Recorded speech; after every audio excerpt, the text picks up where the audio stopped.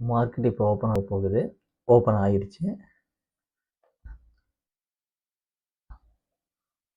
ஒரு கேண்டில் வந்த உடனே ரெண்டாவது கேண்டில் புல்லிஷாக வருது. அப்போ நம்ம முதல்ல என்ன பார்க்கணும் அப்படின்னா, ஒரு பாயிண்ட்டை பார்க்கணும். 26,085 26,142 போயிருக்கான்.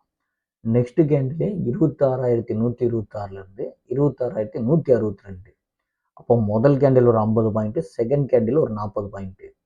அப்போ நேற்றோட க்ளோஸில் இருந்து 2 கேண்டிலில் 90 பாயிண்ட் ரெக்கவர் ஆகலாம் அப்படிங்கிற மாதிரி இருக்கும்போது நம்ம உடனே என்ட்ரி எடுக்கக்கூடாது. ஸ்கேல்பர் என்ன பண்ணுவாங்க அப்படின்னா, இந்த ஓப்பனிங் ஆகும்போது ஒரு சி எடுத்துட்டு இங்கேயே வெளியில் வந்துடுவாங்க. அப்படின்னா தான் ஸ்கேல்பிங்கு. ஆனால் நம்ம ட்ரேடிங்காக பண்ணும்போது இப்போ 5வது 10வது 15வது நிமிஷம் ஒரு இன்வெர்டட் ஹேமர் வந்துருச்சு. ட்ரெண்டு இன்னும் நமக்கு கன்ஃபார்ம் ஆகலை. அப்போ இந்த ட்ரெண்டு பார்க்கணும். அப்போ கொஞ்ச நேரம் வெயிட் பண்ணலாம் அப்படின்னு சொல்லிட்டு இம்மீடியட்டாக அவசரப்பட்டு எந்த ட்ரேடும் இருக்கக்கூடாது. ஷேர் மார்க்கெட்டை பொறுத்த வரைக்கும் ரொம்ப ரொம்ப பொறுமை முக்கியம். ஒவ்வொரு ட்ரேடும் இம்பார்ட்டண்ட்டு. அப்போ நெக்ஸ்ட் கேண்டில் பாருங்கள், அழகா பீரிஸ் இன்வெர்டட் ஹேமர் ஜென்ரேட் ஆகிட்டான். இது 5 மினிட்ஸ் கேண்டிலு. இந்த இன்வெர்டடு ஹேமர் வந்தது அப்படின்னா நம்ம உடனே உஷாராயிக்கணும். மார்க்கெட்டு இனி இப்போதைக்கு ஏற மாட்டான். அப்போ நம்ம எந்த மாதிரி ரேஞ்சு பார்த்துட்டு பண்ணணும் அப்படின்னா, அப்போ நீங்கள் பார்க்கும்போது இது ஒரு ஆர்டர் பிளாக்குக்குள்ளே வந்துட்டான். இப்போ இந்த இடத்துல ஆர்டர் பிளாக்குக்குள்ளே வரும்போது நம்ம என்ன பண்ணணும் அப்படிங்கிற மாதிரி இருந்துச்சு அப்படின்னா, இதுக்கு அடுத்த கேண்டில் என்ன நடக்கிறான்னு செக் பண்ணணும்.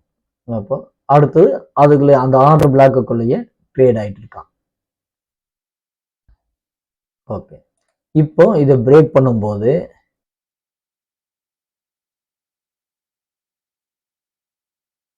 ஸ்டாப் லாஸ் இங்கே வச்சிங்கன்னா, இதுலேருந்து ஒரு ட்ரேட் எடுத்தீங்க அப்படின்னா ப்ராப்பரான ஸ்டாப் லாஸும் டார்கெட்டும் வச்சு தான் பண்ணணும்.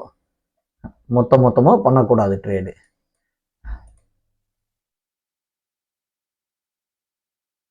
ஓகே, இப்போ நெக்ஸ்ட் என்ன ஆகுறான் அப்படின்னு பார்த்தீங்கன்னா, கீழே போயிட்டான். அப்போ ரேஞ்சு பிரேக் அவுட் ஆகிட்டான். நம்ம எடுத்துகிட்டு இந்த ஸ்டாப் லாஸ்க்காகவும் என்ட்ரிக்காகவும் வெயிட் பண்ணிவிட்டு 1:2 மார்க்கெட்டு கன்ஃபார்மாக டவுன் ட்ரெண்டில் இருக்கும்போது 1:2 1:4 அப்படின்னு கணக்கு வைக்க வேண்டியதில்லை. மார்க்கெட்டில் ஒரு பெரிய பிக் ரிவர்சல் வந்துட்டான். அப்போ இங்கிருந்து என்ன ஆகிறான் அப்படின்னு பார்த்தீங்க அப்படின்னா, நான் ஸ்டாப்பாக இறங்கிட்டே போவான்.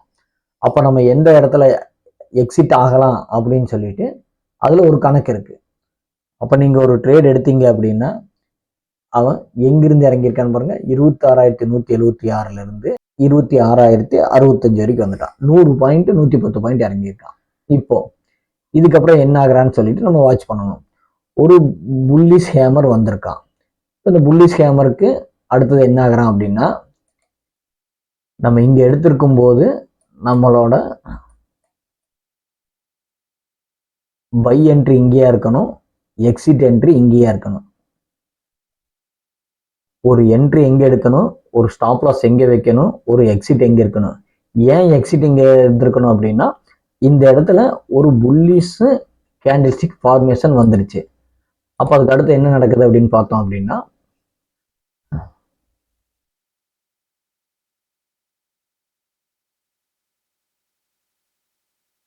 பாருங்க அழகா கிரியேட் ஆயிட்டு இருக்கான்.